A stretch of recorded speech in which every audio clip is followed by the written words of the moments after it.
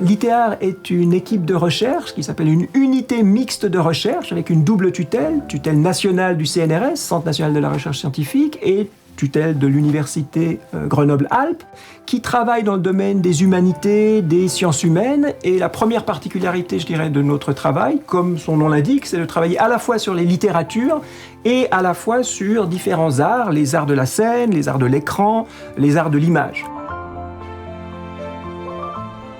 Les doctorants de l'UMR Litéar collaborent sur la notion de rythme.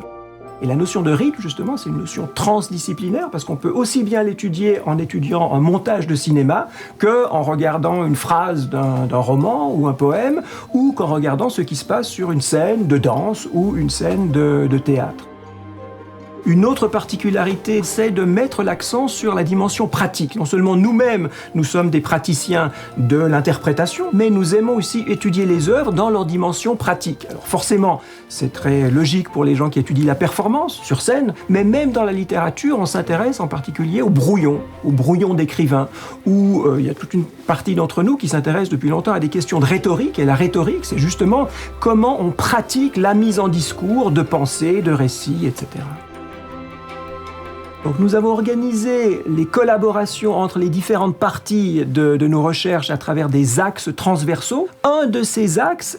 tourne autour des humanités numériques. Ça consiste à mobiliser les puissances du numérique pour visiter et produire différemment de la recherche sur des objets anciens, sur des corpus. Alors les corpus sur lesquels nous travaillons en ce moment, c'est par exemple les manuscrits de Stendhal. Depuis 2006, il y a tout un travail qui est issu d'une longue tradition d'études stendhaliennes à Grenoble, qui s'occupe de filmer, photographier, mettre en ligne, analyser, éditer et faire des jeux multimédia entre ces différentes formes d'existence des manuscrits de Stendhal.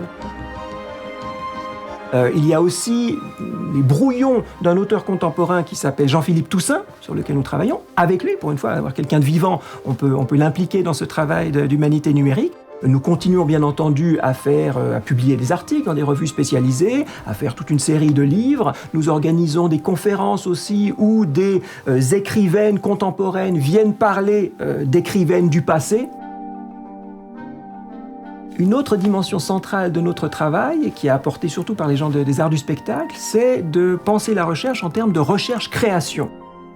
C'est de se dire qu'il y a toute une série d'hybridations possibles entre ce que font les scientifiques dans leur laboratoire à étudier des textes, à faire des statistiques, etc.,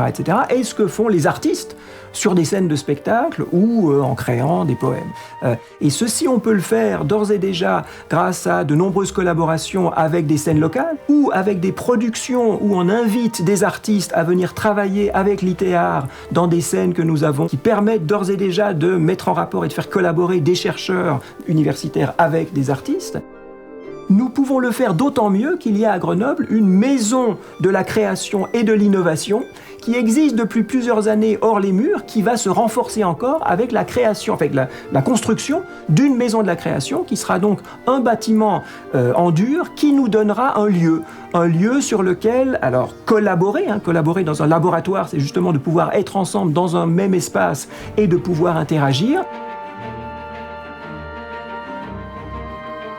Alors en conclusion, le travail de l'UMR Litéar entre les littératures et les arts essaye de promouvoir et de contribuer à quelques innovations en train de se faire, tout en reprenant et en étant digne peut-être de toute une tradition d'études herméneutiques, de la littérature, d'études cinématographiques qui remontent à plusieurs décennies, voire à plusieurs siècles, dont je dirais que le trait commun, ça serait de cultiver une certaine attention.